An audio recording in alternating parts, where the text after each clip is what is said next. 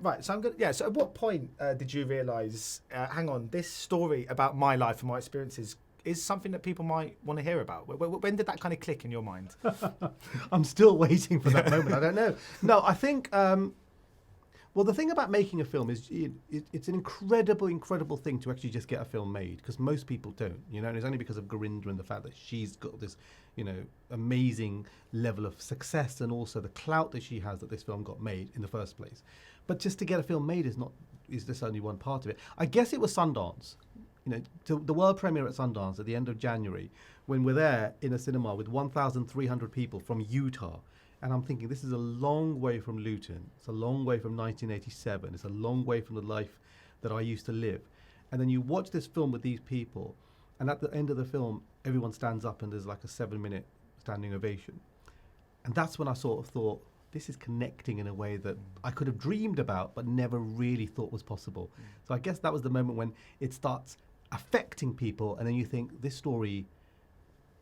It feels like it's reaching people. Because it's very easy to just say, oh, this is a film about your love for Bruce and about Bruce Springsteen. But I actually thought the biggest thing I took away from it is the story of two best friends, really. Would you say, when you watch it, what do you take? Well, I think for me, the story is actually about friendship. It's about inspiration. It's about hope. It's also about the power of words to change a life. So you've got a kid in Luton in 1987 who's being completely affected by somebody who's in America, thousands of miles away, from a different generation, a different background. But the words and the music transcend the boundaries of race and religion and nationality. So that feels like a really timely message for now anyway. So I think that is a really important part of the story. And I think the other story, which is really at the heart of it, is about the dad. And for me, it's the father-son story as well. It's about how do you follow your dreams while at the same time still honouring your dad as well. Yeah, those scenes must be quite difficult for you to watch. Or they must. Firstly, it must be surreal seeing your story on the big screen, but particularly the scenes, the more intimate scenes, particularly when you're at home and you've scenes between you and your father. I mean, they must be quite difficult to watch. What is it like seeing those played back to you? They are. I mean, it was very, very emotional to be on set and to watch that. It really was. And there were countless times when I was in tears. There were countless times when I was in tears actually watching Vivek giving this amazing performance, and he's being like really emotional, and he's sort of talking to the dad, and I'm thinking, God, this reminds me of things that obviously really happened. That was really emotional, but the scenes with the dad were probably the most, for me, the most powerful. And in fact, when Kulvinder was dressed as my father and looking like my father, bear in mind that my dad died when I was 23, I actually had to stay away from him because it was too weird to be too close to him. So I was on set, but I was on the edges because it was just so strange to be in that room.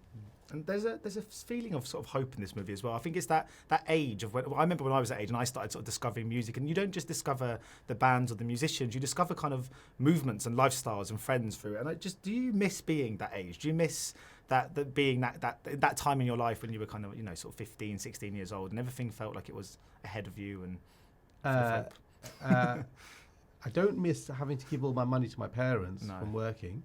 But I think there is something about what it's like to listen to music when you're 16. Yeah. Do you know, because when you listen to a song, and it doesn't really matter what artist it is, but something that you really love at the age of 13, 14, 15, 16, and the way it hits you, nothing ever hits you that way ever again. And what I think is great about this film, and the way that Gurinder's directed, for example, the scene when Javed first listens to Springsteen, it reminds you of what it's like to listen to music for the first time. So I am envious of that, because now nothing will ever hit me.